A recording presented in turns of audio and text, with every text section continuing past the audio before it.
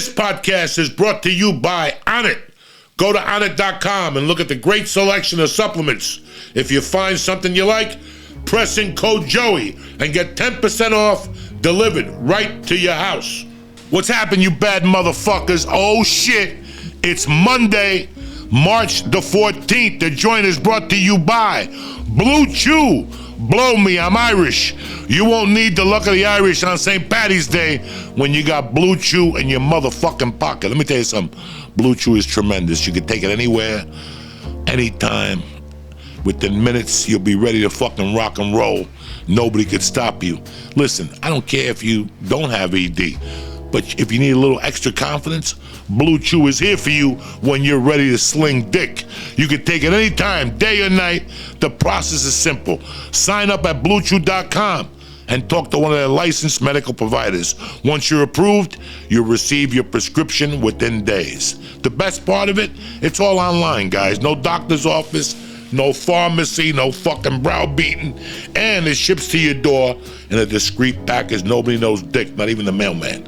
Blue Chew tablets are made in the USA, and they're way cheaper than a pharmacy. So if you can perform a little extra, better, with some extra confidence when it's time to perform, Blue Chew can help. I love this stuff, guys, and they got a special deal for the joint family. You ready? Try Blue Chew free when you use my promo code Joey, Joey, at checkout. Just pay $5 for shipping.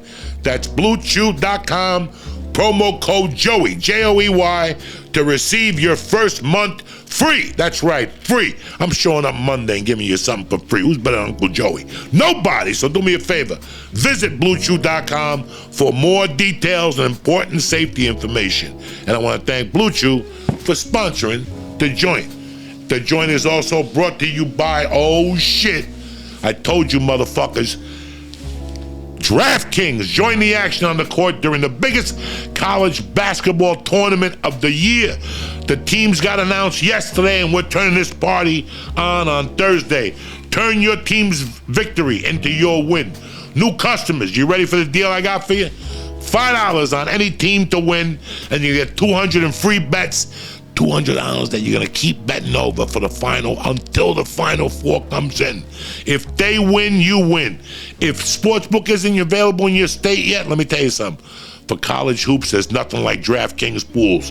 Everybody can play free pools all March long for a shot at a share at $250,000 in prizes. Did you hear me? Everyone can play for free with the free pools at DraftKings, with the ultimate goal being $250,000 in prizes. But it starts with you on a Monday. Download the DraftKings Sportsbook app today. Use promo code Joey, Joey. Bet $5 on any college hoops team to win and get $200 in free bets if they do. It's that simple. If you win, I win, everybody fucking wins. With promo code Joey, Joey, this week at DraftKings Sportsbook. 21 over, restrictions do apply. Let's get this fucking party started on a Monday morning. Hey,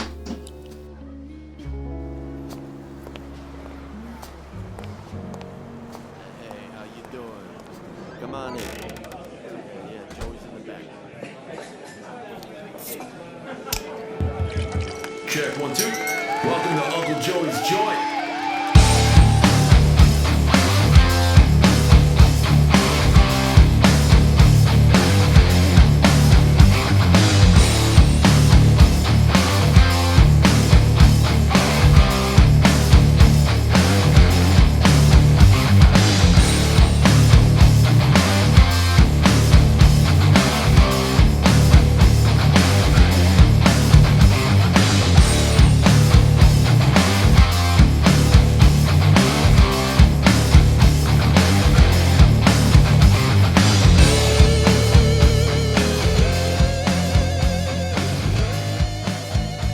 Yo, what up? Monday, the 14th of March. A beautiful motherfucking day to be alive. Welcome to Uncle Joey's Joint for another fun-filled Monday morning. Tay-ta-tay to get your week off and fucking running. I had a great weekend. Lee didn't come down because it was going to snow Saturday. and he didn't want to get stuck in the snow. Hopefully, that's our last fucking snow of the year. That's it, man. And listen, it don't bother me at all. It didn't bother me whatsoever. I got to be honest with you guys. When they talk about global warming and all this shit, I'm not a scientist. I don't know much about it. But I will tell you one thing. Februaries in this state used to be fucking brutal when I was growing up. Januaries in this state used to be fucking brutal when I was growing up. Januaries, I will never, ever forget Januaries in New York City and in New Jersey. Februaries used to be fucking brutal. I still remember my 8th grade year. We didn't get out of school till June 30th because it just snowed. They had 2 or 3 weeks off. The blizzard of 78, 83 when Rago beat up the fucking dude on the bicycle. Remember, no fucking skiing on Bergen Line Avenue. You know, those snowstorms are fucking legendary. We don't get these here. We didn't get them. We got 96. Yeah. So this is what tells me that the tide is shifting here. I'm no scientist. I'm no fucking Greta, whatever that little girl's name is. Yeah, Greta Van Fleet. All I'm doing here is what I see, you know. When I grew up in this fucking state, listen, yeah, I was a criminal. I did a lot of fucked up shit. I was ashamed. But don't believe the hype. You want me to tell you what kicked me out of this state? Humidity. I can't stand fucking humidity. I mean, I can't stand it. My fucking hardest fucking moments as a child was trying to get my dick sucked, 14, 13, going to parties and shit. I would wash thoroughly. Do you understand me? Because I never wanted somebody to say, you know what, I fooled around with Joey and his asshole smelled like a fucking goat or anything like that. So I used to bathe pretty fucking good. And I would go uptown to these parties and that walk up, that 2-mile walk, by the time I get up there, my hair would be fucking frizzy as shit. It was like a Jew fro. Why do you think why do you think I put monkey spit in my fucking hair? Because I liked it? No. Because my hair will fucking blow up every goddamn day. It goes from being an afro to being a fucking, I look like Zach De La Rocha from fucking Rage Against the Machine. It's a fucking nightmare. So by the time I get there, my balls would be sweaty, my asshole would be sweaty, I would be sweating, and my hair would be all fucking over the place, and I hated it. You know how many fucking nights I came home with my jeans drenched from sweat? I could say 10 times. One time I remember after the Palladium show with AC/DC, I fucking came home. The top rim of my jeans were drenched. You could squeeze it. You could squeeze it. And I wasn't jumping up and down. I wasn't running up and down fucking Kennedy Boulevard. You know, it's just that's how fucking hot it is, guys. But that hasn't been the fucking case at all. So, whatever. I don't give a fuck. As long as it don't snow no more this year. It was what we got, 3 snowstorms, 4 little fucking snowstorms. One was a big one, but not really. We were fucking back to it the next hour. You know, so. But anyway, what I want to talk to you guys about was Thursday night, I went up to Cliffside Park. I went up to Rudy's. I seen my nephew, Nicky. I saw Uncle George. I saw Lisa. But I had to meet a friend of mine, my agent, at Rudy's, you know. So at first I'm like, fuck, I don't feel like taking the ride. Then I was like, fuck yeah, let's go up there. You know, I'm not doing nothing down here. I shot up there. I got up there on time. I brought a couple gifts for the people. I brought a nice looking little jar of ABX edibles. My man Tommy, he sees those things. He scoops up a bowl of clam chowder to Rhode Island. Woo, if you go to Rudy's, get the Rhode Island clam chowder. Fuck New England. Fuck Manhattan. Go Rhode Island. That motherfucker will set you free. I had a hard on the whole fucking drive down from the crab meat and God knows what else was in that fucking Rhode Island. But, you know, whenever I go, like, maybe not the last 3 times I went up. You know, when I go to North Bergen, I just want to get the fuck out of there. Like, when I go to Cliffside Park, I eat, I relax, I laugh a little bit. And what I usually do is sometimes I'll drive through North Bergen, but sometimes I'll just take tunneling and fucking shoot on the 3, whatever, west, east, whatever the fuck it is, and I'm back home in an hour, 55 minutes, you know? But there's just some, like, next couple of weeks, I got to go up there and put some flowers on my mother's grave. I got to drive around the neighborhood, see how it's looking. Maybe some old spirits made a comeback, you know, the whole fucking deal. But Thursday night, I went up there, and I'm like, you know, it's, I got there at 5. We were done by 7. It was a little dark out. It hadn't gotten too dark yet. So I said, let me just take a fucking ride, Let me just see what's cracking in North Bergen. I went down Bergen Line Avenue. I passed the fucking Burger King where I put my dick on the fucking counter. I went down to 76, whatever, and I hooked the fuck. Not even. What am I saying, Joey? I hooked a right by, 85th Street. And I went down to Kennedy Boulevard. It came out to Moreg's, with the old Moreg's. It's not Moreg's no more. Moreg's was a bar up there. So I wanted to go down 91st Street Hill and see Kurt's house, Kurt DiLorenzo's house. But you can't make a fucking left turn into fucking 88th Street.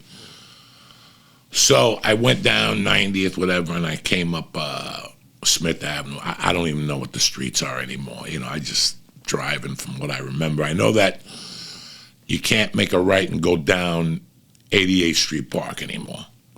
So you have to come up from the bottom, whatever, Grand Avenue. So I hit Grand Avenue, and I hit Grand Avenue, and I popped up Kurt's. For some reason, I was just saying Kurt. Like, I just wanted to see. I drove by Ronnie's house. Fucking the streets are fucking like midgets. I don't know how the fuck we grew up there. I really don't. I really fucking don't know how I grew up there. Because the streets are fucking nothing. Like nothing. I was petrified I was going to hit a car with my rearview mirror. I mean, it's fucking scary as shit. So I make the fucking right from Grand Avenue to go back up to Kennedy Boulevard. I stopped the car. I didn't stop it. Like I was doing 2 miles an hour on the turn. And I looked at Kurt's house. It's changed and shit. I remembered fucking like 83 seeing cars halfway up the corner of the fucking Kennedy Boulevard to buy Coke from Kurt. They'd be in a fucking line like an ATM machine. Just craziness. And as I'm heading up to fucking Kennedy Boulevard, I go, holy shit. And I looked over, and there it was. Now, I know it's not the same one. Like, I've been there and I smelt it. It's definitely not the same one. But I saw my rocket ship. I saw my old hotel, the outdoor when I was fucking homeless. And I got to tell you something. I looked at it, guys. Like, I looked. And that's when it dawned on me. And I had to pull over for a second. I didn't get out of my car. There was nobody at the fucking park. I mean, it's not. When we were kids, we were always at that fucking park. Like at 7, getting our night started. So it had to be about 7 o'clock. There was nobody at the park. But I just parked the car for a minute, and I looked at that, because I had forgotten all about the fucking rocket ship. I really did. I forgot everything to do with being homeless. We covered it in the books, but God knows that was maybe last year. So I just pulled the car over, and I just looked at that thing, and I could not believe that I slept there for about 3 fucking weeks in December of '84. I just couldn't believe it. I just could not fucking believe it. And let me tell you the weirdest thing, that whole reason why I was homeless and living in that rocket ship was because the family on that corner had offered me if I wanted to stay with them. They were like, listen, we're sick and tired of hearing these stories about you. Why don't you stay with us in the basement? We got the kids here, the families, and you get on your feet, get a job, whatever. But you know what? I don't even remember when I moved in with them. I think I was there a fucking month, maybe a month I was there. And a couple of nights I would go home, and that's how I knew about the rocket ship, because I couldn't get in. I didn't have keys. So I had to go home like by 2 or 3, or there were 2 kids in the house, Tommy, and I would tell Tommy, leave the back door open. Sometimes he'd forget, and I'd have to go to the rocket ship and just sit there until they opened up the house when the kids went to school at 8, and I'd sneak in, and, who knows what my life was about then. I have no fucking idea. I just know that I sat in that car for like 15 minutes, and I did not feel good. I just did not feel good about myself, and I was doing great that night. I was having a good time, but just that whole situation fucking killed me. And to make it worse, Friday, I was on Facebook, and I saw a picture of the girl that lived in that house. That was my dear friend. I mean, she was my dear friend, bro. And, I moved in with them. They were very nice of them to let me move in. I was going through I was just a fucking junkie. I wasn't going through anything. I was just a fucking junkie. It was 1984. That shit was everywhere. You know, that shit was everywhere, guys. If you're young, you would never understand how much cocaine there was around these fucking neighborhoods. By 84, 85, everybody was doing coke. Your mother, your father, your aunts, your uncles, your cousins. Everybody was sniffling. Everybody thought they were Tony Montana. It's such a fucking hard picture to describe. You know, like when I think about living in LA, when the weed stores really were at their peak. Like right now, weed stores, retail, you know, people are realizing that the weed prices went up, and then you got to add the taxes to it. So people are like, fuck it, I'm back to where I was. I might as well go to my dealer. I might as well go to my fucking dealer and go on the black market. It's a black market. Who the fuck knows what that even is? So it all started with that fucking man. I was not in a good space. You know, that's why I'm happy when Jessime Peluso came on here and we spoke about you know, grief. You know, let me tell you something, man. That shit is worse than a fucking addiction. Because you don't even know when it's crawling up on you. You know, you don't even feel it. You just know you're going through some changes. And then when you hit rock bottom, when you know, do a self-inventory of what the fuck is going on with you, you're like, I miss my mother. I miss my best friend. You know, whatever the fuck it was. And I was not stable those months at all. Like, I wasn't suicidal, but I also didn't want to keep doing what I was doing. I didn't deserve to live what I was doing. It was grief. It was, you know, when you feel bad for yourself, self-loathing, whatever. It was that. It was, and then the cocaine didn't, you know, when you're fucking unstable, and then you add cocaine to the fucking mix, that's the beginning of the end. That's the beginning of the end. When you're in that point of being unstable, I shouldn't even have been getting high. Like, I shouldn't even, looking back now, you know, looking back. But I will tell you something. In other parts of my life, when I felt a little unstable, like last year, when I was going through what I was going through, that's why I don't like smoking pot. If you're going to rebuild, you got to rebuild from strength, not from fucking drugs or whatever like that. That's my assessment of it, you know. So it was just, oh my God. And I didn't want to get out. Like, I was thinking of getting out and walking over to the rocket ship. No, that's too strong. I did that. I went up there with my daughter and my wife 4 years ago, 6 years ago, and I went and touched the rocket ship. First off, I'm not going to lie to you, it's not the same rocket ship. That rocket ship was 1983, and it had probably been there 20 years. There was some rusty spots. There was some spots where you get caught on the fucking bolts, like your clothes. This was not a kosher rocket ship. You know what I'm saying? I wouldn't let my daughter play in that old rocket ship. This was one from like the 60s when they opened up that park. The one they had there now is just a new one. Listen, it's not even used. That thing has probably been there for 10 years, and maybe, you know, it's gotten 5 days to use. It's not like when we were kids and we were in that park, or, you know, that whole neighborhood had a bunch of fucking kids and they hung out at that park.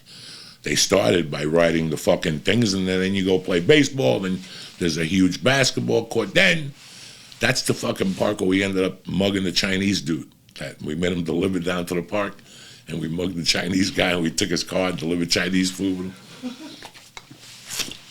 We went to the park later on. The cops were there with the Chinese delivery driver. Oh my God. You delivered his food for him? Yeah, we made like 2 or 3 deliveries, you know. Picked up like $60. We thought we were gangsters. We're driving around in the fucking guy's stolen car. Hey, man, that's what it was all about back then. I'll tell you, we just made like 3 deliveries. Nobody went to jail.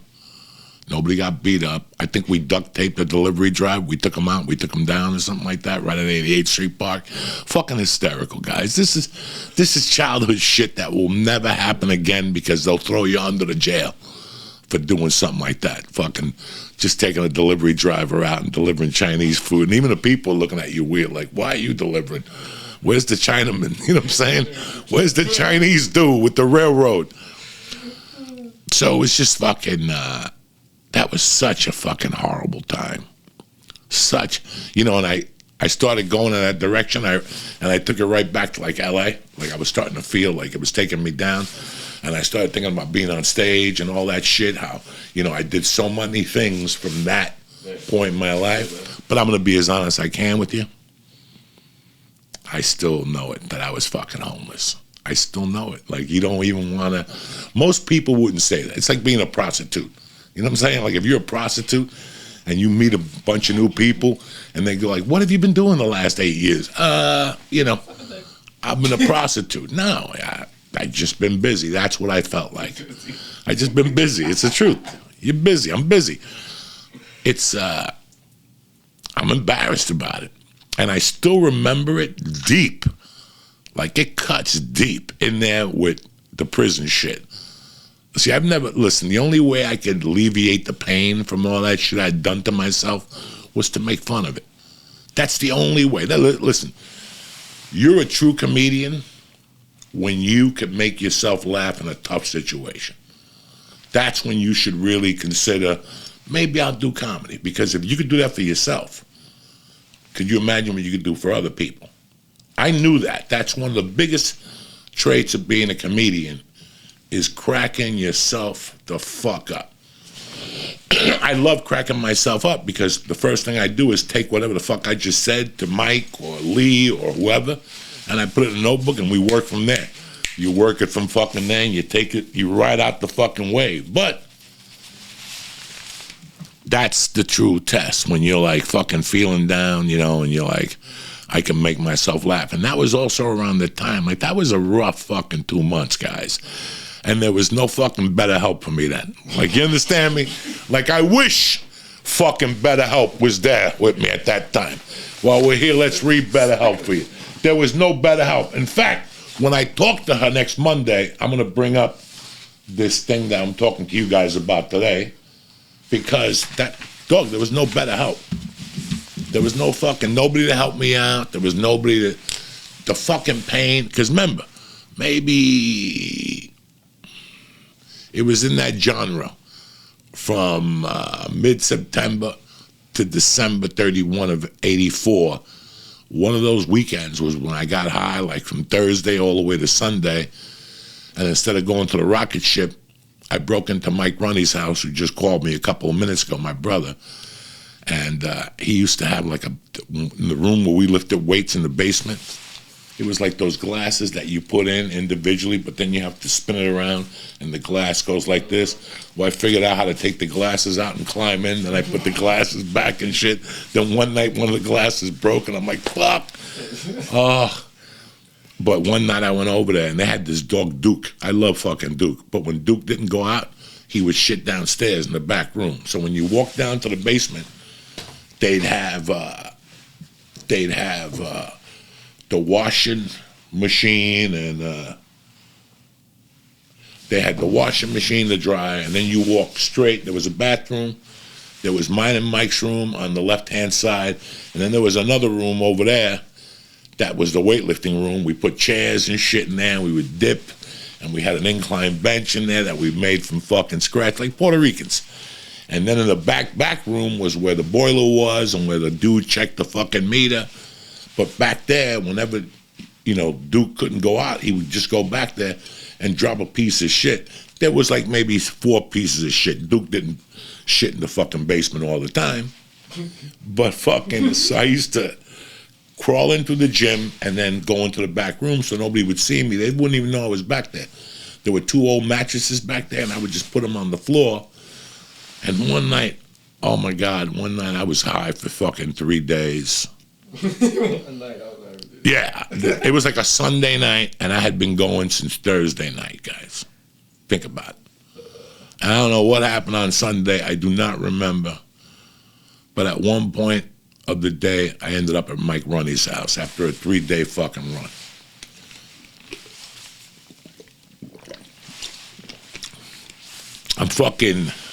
I crawl in through the window. Boom, I do my usual. I throw down the fucking mattress real quietly. And I'm fucked up. I don't know what I got in me. I got blow. I got booze. I got I don't know what type of method I do pills. You know, I'm fucked up, guys. I had already puked. It was horrible. It was the end of a 3-day binge. You know, you're all out of fucking dopamine. You know what I'm saying? So you're fucking just depressed. And I'll never forget that I threw the mattress down. Like I just took the mattress from the wall and laid it down. And as I started taking my jacket, I didn't notice where I had put the mattress. I took the jacket off and I folded it up to use like a pillow. I threw it down, and when I laid on the pillow, I opened my eyes, and I was fucking just, you know, like when you lay down and you're like, finally, you know, I could breathe. But when you do coke, if anybody ever done coke, at the end of a coke binge is when you sit on your bed, your dick won't get hard. You know, you try jerking off, that's not working. And then you fucking finally realize the position you put yourself in. I've been smoking coke for 3 days. I can't get a hard on. I'm broke. I owe the guy $8,000. And in that last minute, you go to take a breath like, what am I going to do with my life, you know? And I'll never forget that I was like, just not feeling good. I was on that mattress for about maybe 10 minutes. Just my mind was racing with all the shit that I had got, you know, like, when is this going to end type shit going on with your brain. And I said to myself, I'll never forget this, I got, you know, man, I'm going to fucking sleep for a few hours, and I'm going to end this. I'm going to end this. I had a cousin who jumped off the George Washington Bridge. I go, fuck it. I'm going to walk to the George Washington Bridge and jump off the fucking bridge. Let me take a nap for a few hours. Let me get my paperwork together. Let me write a will. You know, I'm going to leave my jacket to somebody. You know, that's all I had at the time. And something, I go, all right, let me turn, you know, you don't say let me turn over. Like I went like this, like to turn over, and I smelled something funny. And maybe, like, this was my fucking face over here, and right here where this water was, Duke had taken a little shit that was frozen or something, like it had disintegrated and it came back to life. Like, I don't, you know, you ever see Michael Jackson, remember the time, the video, they have like the sand and then it comes back, like that's what it was like a little mountain of sand. But as depressed as I was at that moment, when I opened up my eyes and I saw a little piece of shit, I'm like, I'm killing myself today at lunchtime. This is that piece of shit right there. That's the sign. I gotta ice myself. I can't keep doing this to myself. You think I'm fucking kidding you, Mike? I'm out of my mind.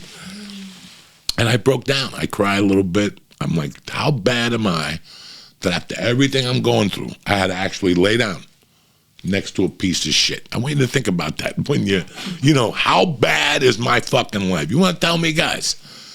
And I'm just laying there for 2 minutes looking at that piece of shit going, you know what? I have to jump off this fucking bridge. That's my sign. That's my future. Shit. I'm going to jump off the fucking bridge. I woke up at lunchtime. I walked like halfway and I said, fuck it.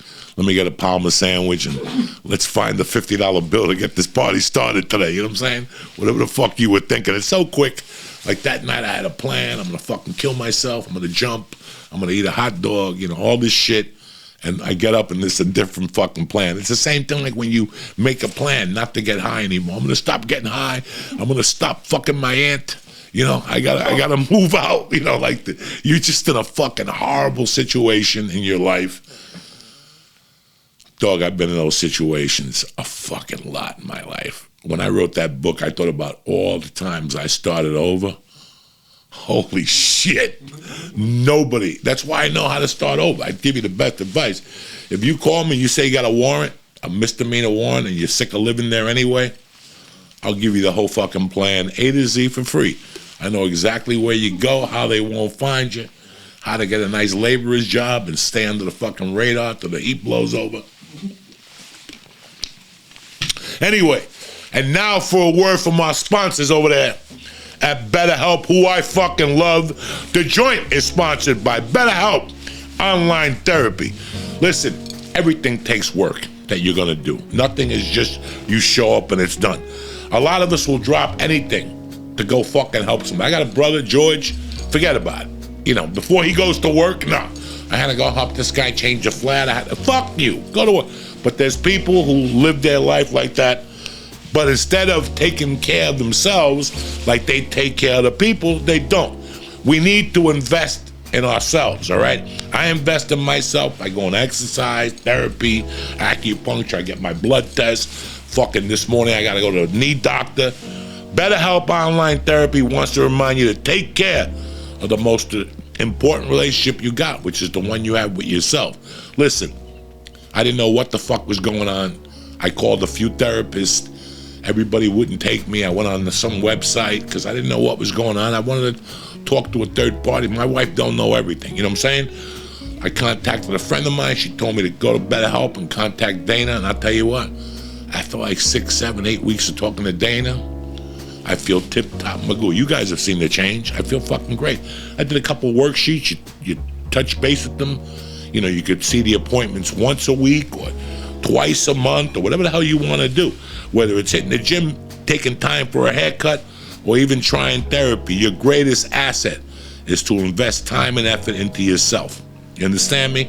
So BetterHelp Online Therapy that offers video, phone, and even live chat sessions with your therapist, so you don't have to see anybody on cam if you don't want to. It's much more affordable than in-person therapy, and you could be matched with a therapist, you ready for this, in less than 48 hours, less than 2 days. Give it a try and see why over 2 million people have used BetterHelp Online Therapy. The joint is sponsored by BetterHelp, and listeners get 10% off their first month at BetterHelp.com/Joey. That's BetterHelp.com/Joey. Let me tell you something. Give it a shot. Trust me, you're going to be happy you did.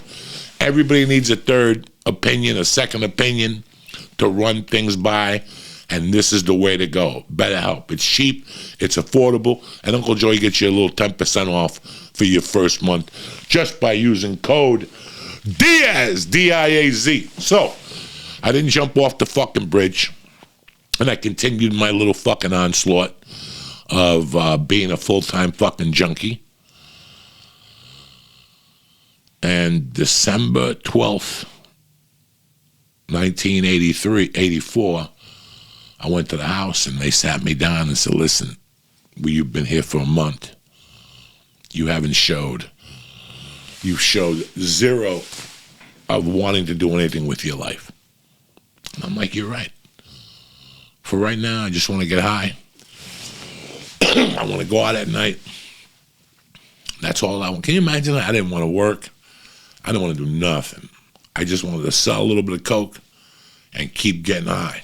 That's it. I didn't care that I was homeless. You know, when you choose addiction over a home, there's a problem. Again, when you choose addiction over a fucking home, an apartment, a space, there's a fucking problem. And I had a fucking problem. But I didn't know how long I was going to ride this fucking ship to. I'm like, fuck it. I have no fucking prospects. I got nothing in front of me. Nothing's going on. Nobody's going to hire me. My skin looked bad. I mean, I was 20, 21, 22 years old. I was in great shape, but I wasn't doing nothing with it. My mind was gone. And, you know, I looking back at it now, that was the time period where that little anger started building of the things I didn't have. I started worrying about that shit. The anger started building. And I'm going to be honest with you. Looking back on it now, it's so weird. I went to Jiu-Jitsu Friday.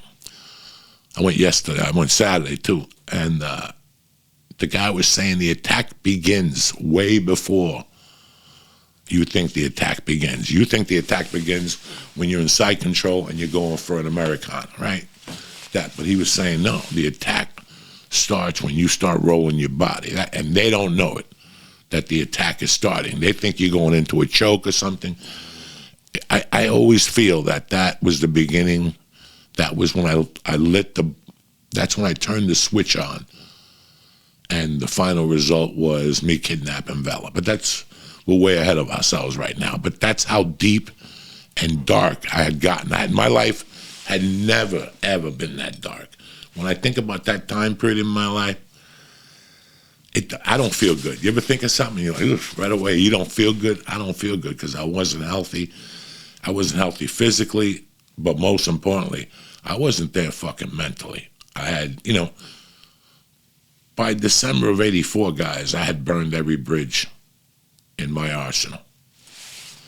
Every bridge. I maybe had Mike Ronnie, maybe 3 or 4 people that loved me and took me, but everybody else is a little on the jaded side with me, if you know what I mean. I had pissed a couple people off, and they were childhood friends, a lot of childhood friends that weren't mad at me. They were just, I disappointed them, and I still remember, and I made amends with a lot of those guys,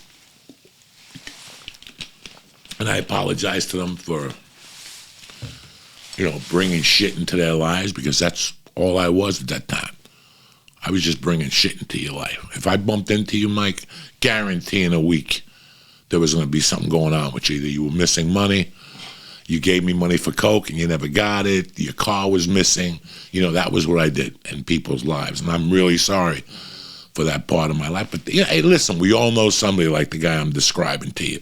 When you look at me and you listen to my stories, you're like, Joey, that couldn't have been you. No, that was me. That's why this road tastes so much better to me. Like, this was all because I wasn't just a guy that got myself out of the fucking prison system and became a comedian. I pulled myself out of so many different fucking holes to become there. I had to pull myself out of 20 holes just to become a human being. Just to be a human being. Like, I was way off fucking track as a developmental. I was gone. That was all gone. Thank God that the pieces got put together for me, and eventually I made it happen. But guys, this was not good for a long fucking time. I went to lunch with Lisa a couple weeks ago, right down the corner here on the 9. Went to get some sushi, and we were talking. I brought it up to her. I go, do you remember me in 84? Like, I'll never forget that I went to a party, a Christmas party, and I saw her at the party. I was fucking homeless. I was showered and stuff, and I had cocaine, I had money, but I was pretty much homeless. And I saw her at this party. I loved her. I had a crush on her. She was the only fucking girl. I looked at her as a meal ticket. I looked at her as a way to get me out of the mess I was in. Maybe getting a part. I didn't fucking know. I didn't know. I had this, like when you have this mind fuck going on that you're going to sail off into the sunset. This chick was motivated. She was working. She was going to school. And I saw her at a party. And I'm like, can I talk to you? And she's like, nah, it's not a good place. I'm with my new boyfriend. I was fucking heartbroken. That was a horrible Christmas. That was like Christmas Eve. And I remember I said to her, listen, I need to talk to you, please. I kept asking her. And she's like, okay, let's go into the bathroom. And we went to the bathroom. We were there for like 4 minutes, and she just smacked me in the face and walked out. Like, she was like, I can't do this anymore. I don't even know who the fuck you are. At that time, my nose was always stuffed. I always had a bloody nose. I heard a story about a comedian years ago. I got to the club, and they were telling me that the comedian that was there the week before was doing coke, and his nose Started bleeding. Yeah, he did a line during the show or something like that. I don't know. And they said that the blood was falling from his nose onto the stage, and it was just like, like fucking dog. When I heard that story, I'm like, I'll never forget when a club manager told me that. This had to be years ago, 6 years ago, 7 years ago. That I was like, ooh, I hope he's not talking about me. I mean, that never happened to me as a comic, but in 84, my nose was so bad that I would just start bleeding anyway. And I would put a tissue in my nose and continue to talk to you like nothing happened. And then the other nose would start bleeding. Oh my God, guys, you have no idea. There were times I wake up in the morning and I couldn't breathe. Not because of sleep apnea, because between the cocaine, the cut, and the fucking blood, it would coagulate in my nose, and there was just one little thing in there. And I would wake up because my fucking nose was clogged from powder and blood. I've never said these things anywhere publicly before because of the shame I had. And this all came to me the other fucking night when I was just looking at that rocket ship. It was like a 15-minute, like when they have Like The Longest Yard has one that shows Burt Reynolds hitting me. Then it shows the guys breaking into a locker.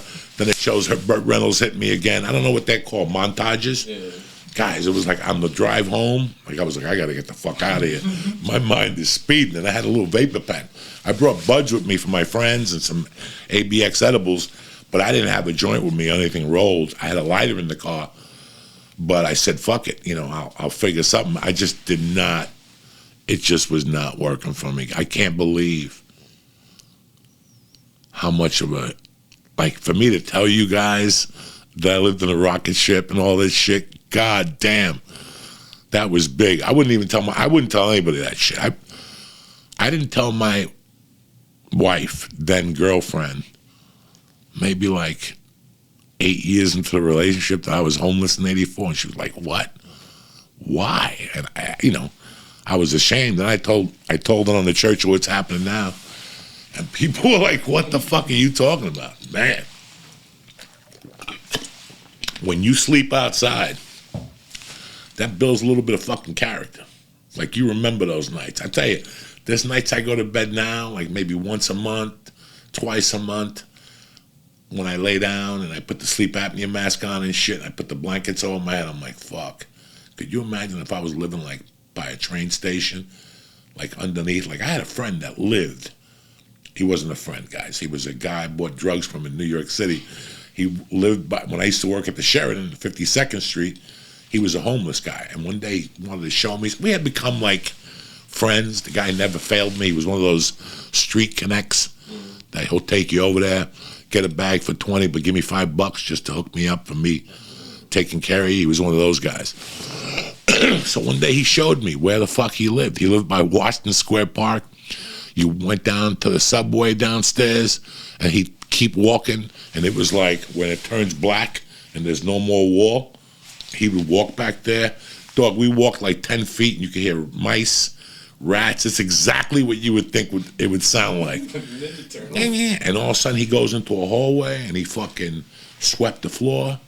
He put bricks on there, and he put it up. I mean, it took him like a month, this poor bastard. But he lived underneath the train station somewhere in New York City. And he goes that down more, there was like fucking caves where there were 30 homeless people. They kill pigs and dogs in there. They eat them. They don't come out of the fucking tunnels. Oh, yeah. That's some creepy fucking shit in the New York City train. There's people dog, he said that there's times when it gets cold. He wouldn't leave that thing for 2 or 3 days. He had a little bottle of piss. He had a little toilet, a makeshift, like a spackle bucket. He had one of those. I gotta hand it to people like that. They're crafty. He had pictures up of his family. He had like those lights that you take camping, that you fill up with gas or whatever the fuck. He had it all. He took showers at some church when he wanted to take a shower or something like that. And listen, being homeless ain't that bad. It sucked for me. I didn't have my shit together. I didn't have no pictures of my relatives or fucking a blanket or none of that shit. It's a jacket, dog. It's a fucking jacket. That's a blanket and a pillow. I would buy like a fucking pint of vodka and go to the bar and put vodka in the orange juice like the puke that I am, And I would save like 3 fingers of it. So when I got back to the fucking whatever, that's what I would drink before I go to sleep. When you're outside. No, I would sip on it all night. I've never drank vodka again since that. It just reminds me, it's a fucking ugly memory of there weren't screwdrivers. I didn't have money for orange juice. It was an unscrewdriver, Jack. What do you think? I was homeless, but I had money for orange juice. I was in the fucking my little rocket ship making cocktails like Tom Cruise and shit. Get the fuck out of here. I was living it rough, man. I don't even know what the fuck happened that year. Like I went up to my base of operations then was the Midtown Lounge. It was Sharples' joint. And, you go up there, you could put lunch on the arm, we ran a tab for alcohol. So, I would go up there, eat, have a couple fucking sodas, put it on my tab, sell some Coke, pay the tab off. It's a fucking horrible life, but I got to tell you something. It was working. I was just doing this every day, And I had no idea what my next move was. At this time, I owed my godfather money. He was looking for me. I owed some Cubans money in West New York. Oh my God, I was a fucking mess. But all I did every day then was fucking wake up at the fucking rocket ship. I would walk either Kurt DiLorenzo's or Mike Ronnie's. I would try to get something to eat at Kurt's and then go to Mike Ronnie's. His mother and his father went home so I could take a shower in the daytime. His mother was a cop, so sometimes she stopped at the house. I never bumped into her. I think one time I was leaving and she was coming in and she said, "What are you doing here?" I came to leave something for Mike. Nobody knew my secret life. I would just walk down the park down the Grand Avenue. I would go to Kurt's, maybe steal one of Kurt's wrestling shirts or something like that, just a different T-shirt to put on, just so I wouldn't. I'd have like a change of clothes at Mike's. I'd walk to Mike Ronnie's, take a shower there, and then I'd go to Hashway's. I'd put like a semi-breakfast on the tab. Mrs. Hashway loved me. And then I'd walk to the Midtown Lounge and wait for the day to pop open. Who needs a pound of weed? Who needs a gram of coke? Who needs an 8-ball? Who needs 10 hits of mescaline? That was my job. And usually by 1 o'clock, somebody would walk in looking for something. And me and my fucking buddies would help them out, an 8-ball, whatever, and then we'd start from there. We got a half gram off the top. That's $50. What are we going to do? Let's sell the half gram. Let's borrow 100 from with it. You know, it was just getting 8 balls and selling them. And that, I was just making enough to break even. And if there were days that I made enough to break even, I would get a hotel room. Just have somewhere to chill. For a night. Yeah. And I would go there like at 12, take a tremendous shower, sleep. I'd get a late checkout. You know, I'd stay off the street as much as I could, every minute that I could. And one day, I went down to the Midtown Lounge. It was like the 26th of December. I had nothing going on. I don't even know what I was waiting for, guys. I was just waiting for something to happen. I didn't know what. I just knew something was going to happen. I fucking was at the Midtown Lounge one day, and I just went outside to get some air, you know. And I remember in those times, that's the only places I went in the daytime, was bars. I was either at the Midtown Lounge 90% of the time, or if I did something bad for a few days, I would go to Corky's and hide for 3 or 4 days, and then I'd go back to the Midtown Lounge. And one night one afternoon, I'm in front of the Midtown Lounge, minding my own business, just looking at the traffic on Kennedy fucking Boulevard. And one of my teachers was driving by and he beeped the horn at me. And I was so happy to see him. Like I hadn't seen him in like a year or so. And he came out of his car and he's like, "Look at you." And we fucking hugged and shit. "What's going on, Mr. T?" And after the whole thing, he looked at me. He's like, "Bro, you don't look good." And I broke down. I go, "Mr. T, I'm not good. I can't stop snorting. I can't stop being a piece of shit. I need a break. I got to get something. I need something. I don't know. I need a overhaul. I need an apartment. I need money. I need a car. I need a bicycle. I need clothes. I need fucking to rest. I need to get my head together." At that time, I needed a lot of fucking things, guys, you know.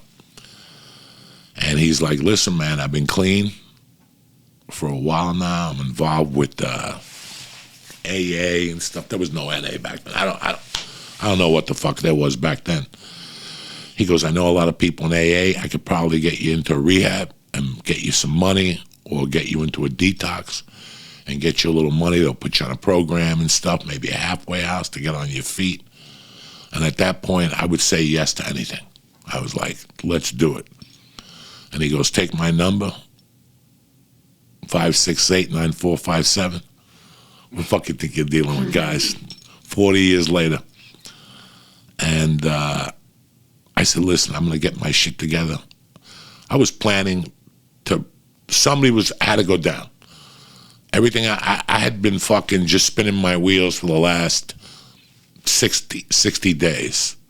Something had to go down, and at that point, like I said, that was the beginning of my real criminality. When I had somebody needs to fucking step up. I'm gonna need to fucking mug somebody with guns, and I'm not talking about $3,000. I gotta go in there fucking heavy. I ain't got time to fuck around with these people.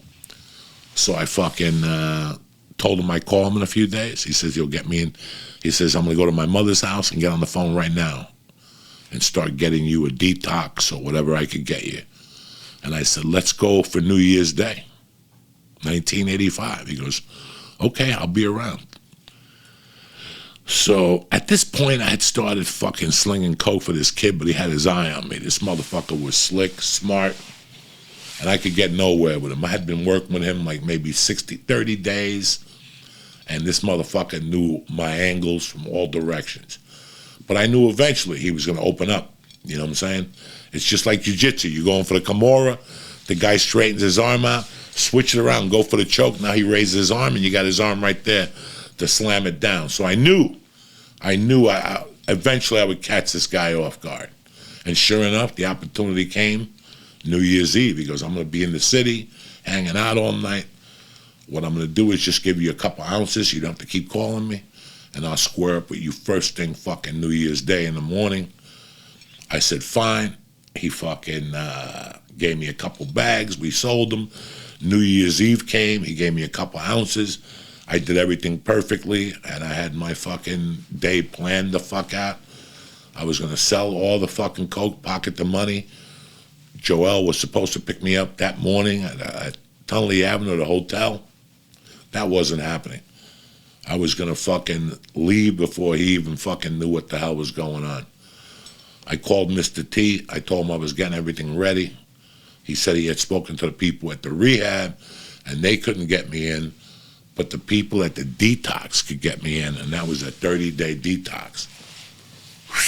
So I'm in a hotel for 30 days. It's going to be beautiful. I could detox. They'll give me food. I could get a phone, make some calls, maybe put a couple dollars together. I was fucking psyched. New Year's Eve came. My man came through, gave me a couple fucking OZs. I sold and snorted every fucking last drop of that motherfucker, because you know how Uncle Joey's a fucking fiend. I slept maybe an hour, and I called Mr. T, and I said, pick me the fuck up at the Tip Top Hotel on Tunley fucking Avenue. That's the name of it. TikTok or Tip Top, I don't fucking know. It's disgusting, this hotel. Disgusting. When you lay on the bed, even if they have sheets on, you can smell sperm. I mean, they have a jacuzzi tub. I rented it one night for like the small $60. Oh my God. You know, you ever see a jacuzzi, like the foam goes around the sides with the bubbles, and you have to like scrape the bubbles from the wall? That was mixed with sperm. So when you hit the bubbles, it was disgusting. Dog, I wouldn't even fucking, and those hotels are still there today. The same hotels. There's one on 91st and Tunley Avenue, and that one I was talking about, the Tip Top, whatever the fuck it is, that's still there. Disgusting. That's where I got my fungi toenail from. No showers, no dirty hotel rooms. That's where I got my fucking shit. But dog, I never, ever thought I was going to get myself out of that hole. In fact, when Mr. T came to pick me up, when I got into Mr. T's car and slammed the fucking car, as I looked up and put the seatbelt on, Joel was driving into the hotel. He had just called, like I woke up that morning, called T, and said, T, come get me. He goes, we got a snowstorm. It's going to be about an hour. And all of a sudden I'm packed, I'm ready to go, and the phone rings. It's Joel. What's up, Joel? Listen, I'll be down there in about an hour. I'm like, fuck. If Joel shows before T, I won't have any money to leave. I had put together like maybe $4 or $5 grand, couple fucking grand. Yeah. I had it down, Jack.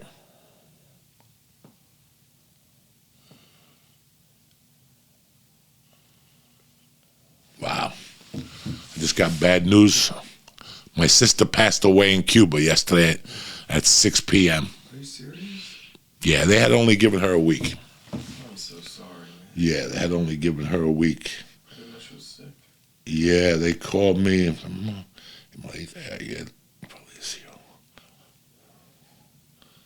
That's not good, guys. Yeah. I'm sorry, brother. Yeah, it happens, guys. It's weird, too, because before I got the call from my niece to tell me my sister was sick, for some reason, I just kept thinking about my mother. Like, it was just like I couldn't shake it, you know? Like, I'm like, fuck, what the... And then I got the text last week, and I'm going to tell you what the fucking saddest thing in the world is. I couldn't get a calling card all week. I went to every fucking gas station. I went to Wawa. I went to the gas station up the corner. I went to a liquor store. I couldn't get a fucking calling card.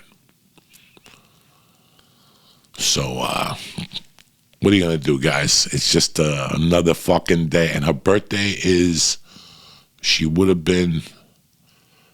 birthday is Sunday, the 20th. My birthday is February 19th. Her birthday is March 19th. We were born a month fucking apart.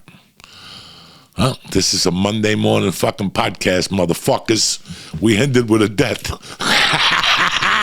That's the way to really fucking end the podcast. No. But my message today on a Monday morning was, if I got myself out of the mess I was in, that was a fucking 10-month curse. If I would have... It was deep, guys. I needed a lot to shake that off. It took me maybe a year to get on my fucking feet. I mean, I got on my feet in like 6 months. Financially, I didn't get high anymore. I didn't get high for about 2 years. I did pretty fucking good. That, like I said to you guys, that little homeless, that little stint we talked about today, it's deep in my fucking soul. I never wanted to go back there, you know. I don't mind going to a couple places. You never know. I might clock some guy in the head with a pipe in 2 years and go to jail for fucking life. You know, you never know. But I know one thing for sure. I don't ever want to be homeless. I don't ever not want to have a dime in the bank or any security whatsoever. I remember the jacket I had, somebody bought it for me. A friend of mine goes, you have a winter jacket? I go, no. He goes, come on, let's go down to fucking Schlesinger's. I'll buy you a winter jacket. You know how embarrassing it is? And then I got into a fight 2 nights later and I got ripped. So the fucking jacket, that whole winter when I was homeless, I was walking around with a winter jacket and the whole fucking hood was ripped. We got into a fist fight and they were holding us back. So my message is, if I got myself out of that fucking hole and there was no plan, there was no goals back then. There was no notebook. There was like, well, this will take me 6 months. There was nothing. It was just me against the motherfucking world. And I think till this day, me getting out of that was my strength. I always knew if I got myself out of that one, I get myself out of anything ever. Anything. Anything they threw at me. And till this day, like the prison sentence I got, me getting divorced and the situation with my daughter, this situation I told you about, these were the stories that defined who I was, guys. And it's so weird to think that I never knew that homeless thing had affected me so much until Thursday night, basically 39 fucking years later. I didn't know that it pissed me off. And even though I didn't have parents, I had good friends, but I had let them all down. I had let everybody down at that time. But who gave a fuck about them? I had let down the most important person in my world, which was me.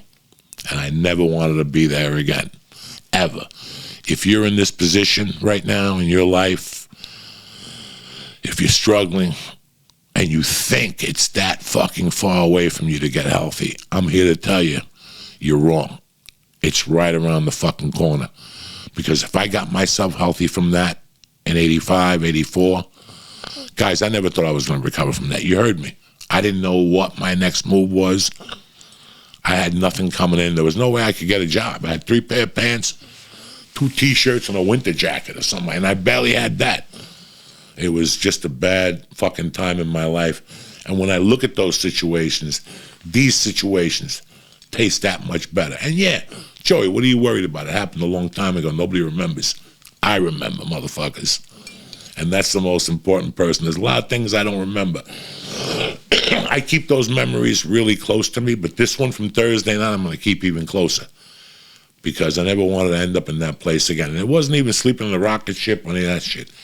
It was what was going on in my life and around me. I never want that confusion again. I'll stick with the fucking weed, and we'll all be fucking happy forever. Laughing gas is in stock, cocksuckers. The NCAA finals are here, and it's a beautiful fucking day to be alive. Thank you for watching The Joint. Thank you for listening to my ear beating. We got a tremendous guest on Wednesday, and we'll be ready to rock. I love you, motherfuckers. Stay black. Have a great day. I'll see you cocksuckers Wednesday morning. Tip, top, Magoo. I love you, Spotify. All right, you bad motherfuckers. I want to thank you for listening today, for having my back and always supporting me, whether it's here or the Patreon. Laughing gas is in stock. Rainbow Ruts, White Truffle, and the Cocoa, killing motherfuckers. But anyway, let's start the party off with The Joint is brought to you by DraftKings. Listen, this weekend is the NCAA basketball tournament. It starts Thursday, cocksuckers. Everybody joins these things. What I'm going to do for you on DraftKings is turn your team's victory into your win. New customers, sign up right now. Download the DraftKings Sportsbook app. Bet $5 on any college team to win. If they win, you get 200 in free bets, and you can play with those free bets the whole month of March. If they win, you win. That's what this is called, cocksucker. Now, if Sportsbook isn't available in your state yet, you can still join the college hoops action with DraftKings pools. They're tremendous. Everybody can play for free the whole month of March to win a share of $250,000 in prizes. Dun, dun, dun, dun, dun. Download the DraftKings Sportsbook app now. Use promo code Joey and get $5 on any college hoops team to win, and get $200 in free bets if they do. If they win, you win with promo code Joey. This week at DraftKings Sportsbook, restrictions do apply. The Joint is also brought to you by BetterHelp, one of my favorites. Listen, you got to take care of yourself. The last 2 years have been tough on everybody, including your psyche. If you need to speak with somebody, do I have the person to speak to you? BetterHelp Online Therapy.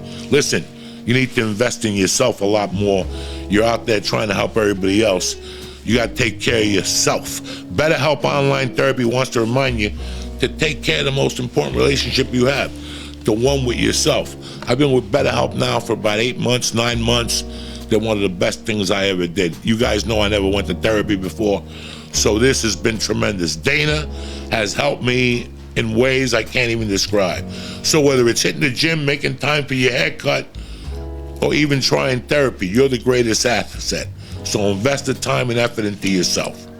BetterHelp is online therapy that offers video, phone, and even live chat sessions with your therapist. So you don't have to see anybody on camera if you don't want to. It's much more affordable than in-person therapy, and you could be matched with a therapist in under 48 hours. Give it a try. See why 2 million have used BetterHelp Online Therapy. The Joint is sponsored by BetterHelp, and listeners get 10% off their first month at BetterHelp.com/Joey. Again, that's BetterHelp.com/Diaz. Diaz, D-I-A-Z. And last but not least, listen, everybody wants to sling dick. It's fucking St. Patty's Day. They're halfway there. Everybody's drinking green beer. You're going to have somebody puke green beer on your dick. It's going to be great. Blue Chew is here for St. Patty's Day. Their motto, blow me, I'm Irish. Listen, Blue Chew is the best. Take it anywhere, anytime, day and night. 30 minutes, you're slinging dick like no motherfucker can. Your girlfriend will call you George of the Jungle. You understand me? And the process is simple. Sign up at BlueChew.com and talk to one of the licensed medical providers. This is quick, guys. Once you're approved, you receive your prescription within days. The best part of it, guys, it's all online. No doctor's office, no pharmacy, no judgment. It ships right to your door in a discreet package. Blue Chew tablets are made in the USA, way cheaper than a pharmacy. So listen, whether you have ED or not, you always could use some extra confidence, slinging dick and knocking down that third wall.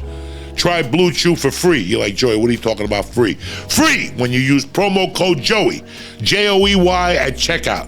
Just pay $5 for shipping.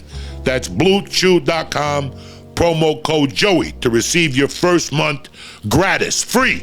Visit BlueChew.com for more details and important safety information. I want to thank Blue Chew for sponsoring the joint. I also want to thank DraftKings. I also want to thank BetterHelp, a tremendous service. And I want to thank you guys for having my back and for listening this week. Thank you. We'll be back Wednesday. Tip top motherfucking Magoo. Stay black.